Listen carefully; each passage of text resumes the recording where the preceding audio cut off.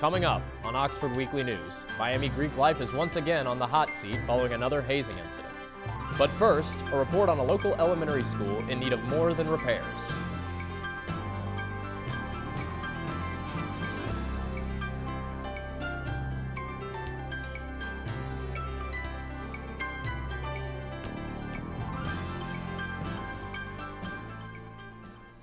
Welcome to Oxford Weekly News. I'm Houston Vick. Faulty pipes and leaking ceilings are among the reasons the Talawanda School District plans to replace Marshall Elementary School with a new building. But why is it taking so long? Reporter Danny Stent has the story. A year of delays in planning the new Marshall Elementary School may be coming to an end, according to Mike Davis, the project manager of the new school. According to Davis, delays came from $7 million over budgeting issues from the architects and construction crew on the schematic design phase.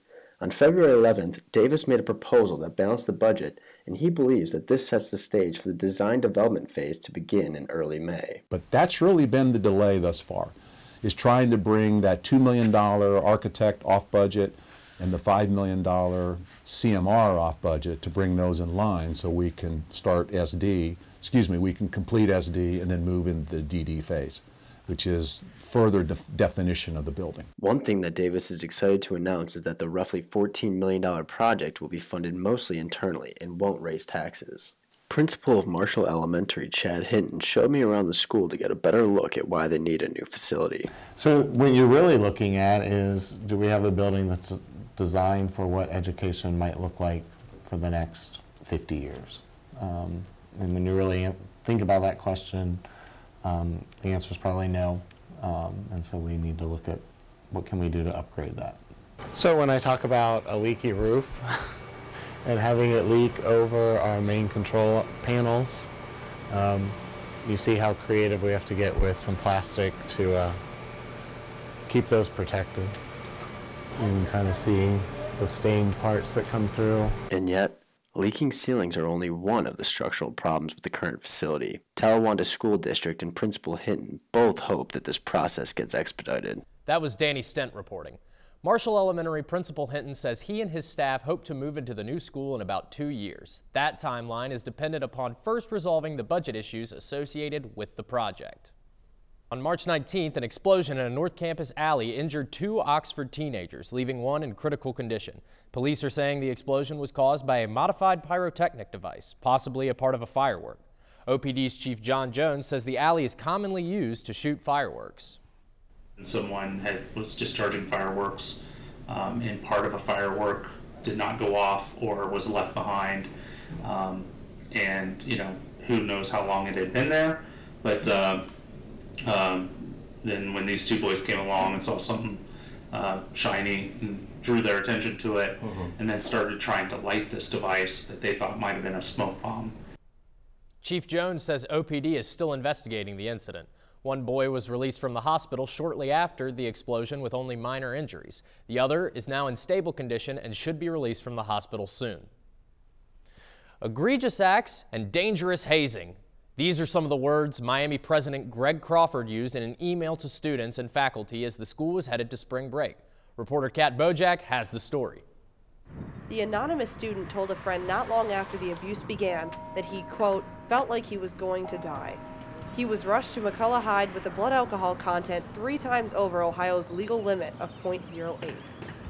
Freshman Sabrina Burrell just joined a sorority this year and doesn't see the logic in fraternity's abuse of their brothers. I have friends that are in frats, and I actually have one that just dropped it just because, he didn't feel like the brotherhood and what he was promised was actually, given to him. And over 2,000 male undergraduates are Greek at Miami. Junior Harsh Agrawal believes the point of entering a brotherhood is to gain guidance from older members.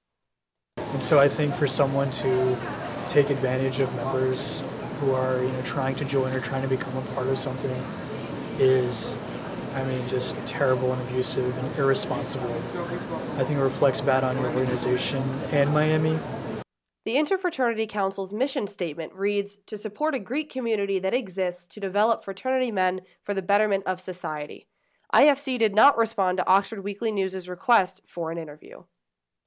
This spring, Miami planned to rein in fraternities by shortening the new member period and requiring the minimum GPA to rush to be raised to a 2.75. Even so, freshman Max Hilbert still plans to rush next semester and believes the hazing issues are an oddity. Because most of the kids at the house I want to rush, I know them pretty well. I've been hanging out with them a lot. They seem like really nice guys. So. Over the past 10 years, Greek Life has had 133 conduct violations filed with the campus ethics office. Hearing this statistic, students have had mixed reactions. Is that on this campus or is that? Yes. Campus, yeah. That's pretty extreme, actually. God. I wouldn't be surprised. It makes sense, like regarding like, is that just at Miami or is it just like, wow? However, of those 133 violations, only 39% involved Miami's sororities. Burrell believes sororities succeed at community guidelines in handling conduct charges, whereas fraternities do not. They just don't put a lot of pressure on you to like go out all the time, and I feel like that happens a lot in frats where like they binge drink like all the time, and that's part of like their hazing. President Crawford's email provided no details about the upcoming changes he plans to implement across fraternities and sororities. Houston? Thanks, Kat. Oxford City Council has voted to join other Ohio towns in opposing a controversial change to state law that would affect emergency services. The new rule would remove legal protections for police, fire, and emergency medical services responding to a call. If your car is hit by, say, a fire truck, the change will allow you to sue the city. But Oxford City officials worry that the proposed changes could raise insurance rates, increase response time, and create legal costs for taxpayers. Coming up on Oxford Weekly News, the city has a new plan to increase uptown accessibility. Stay tuned. We'll be right back.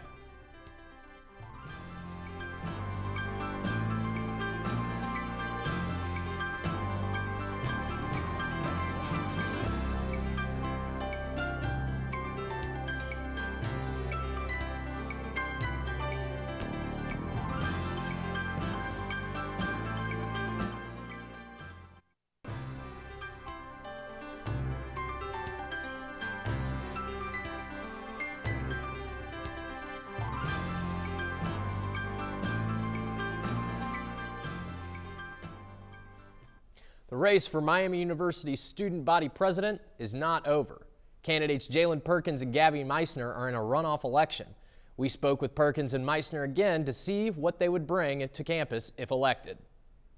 This advocacy work is definitely something that's very passionate to both Dante and myself. We've both been able to serve in our respective Miami University careers as advocates for things that we believed in, whether it pertains to communities that we're a part of, whether it pertains to the whole Miami University community. It's something that we're very passionate about as individuals. It's work that will not stop regardless of the outcome of the election, and we definitely want to make that known. There are two great candidates at hand here, and you know, either way, one could be representing you. So definitely vocalize your opinion, talk about it with your friends. I think that the student body president, especially in a time like this, has a lot of weight to carry. Voting begins on April 9th and goes until the 10th. Students can vote for either candidate through the hub. Oxford City Council is moving forward with an overhaul of South Campus Avenue this summer. The $400,000 project will resurface the street from the corner of High and Campus down to the intersection at Chestnut and Campus. Other upgrades include new road markers, signs, and sidewalks. City Council passed a measure to upgrade Oxford's pedestrian areas. By the numbers, the project promises to deliver 4,000 feet of fresh sidewalk, 850 feet of new curbs and gutters, and 61 accessibility ramps at 13 intersections. The new ramps will also be textured to aid the vision impaired.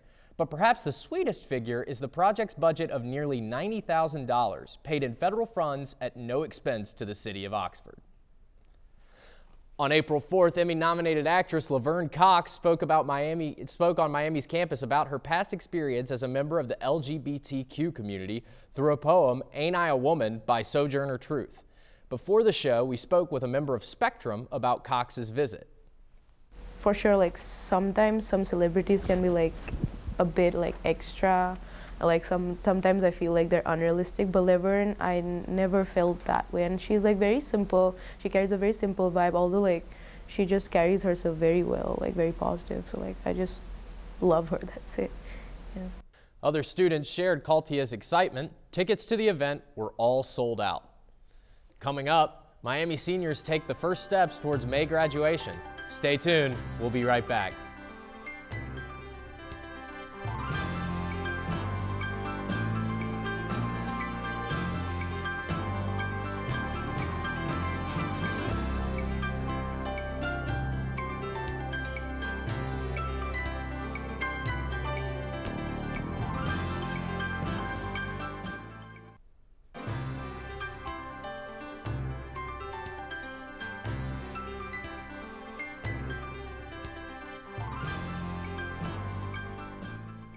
Welcome back to Oxford Weekly News. I'm Houston Vick.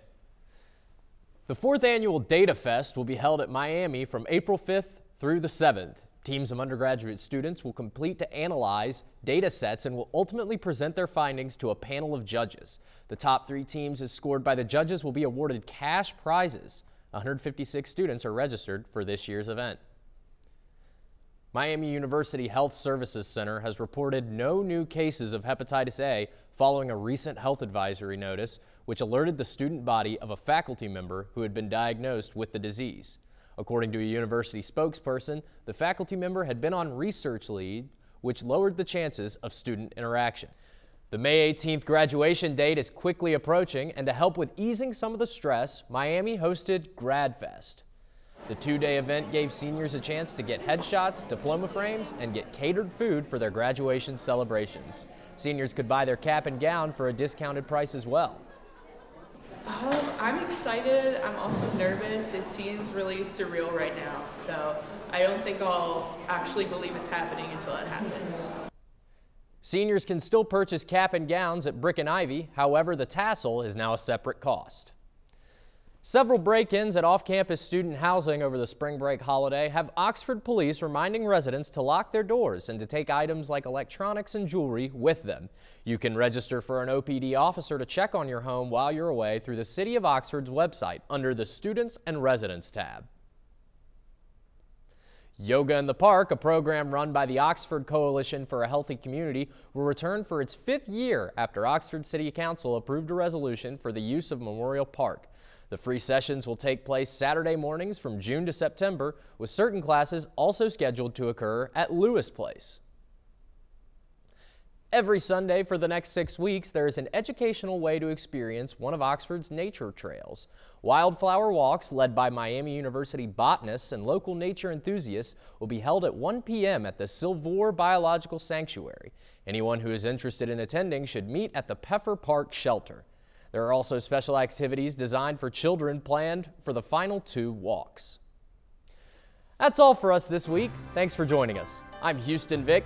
You can watch us on our YouTube channel. You can also connect with us on Twitter, Facebook, and Instagram at Oxford Weekly News.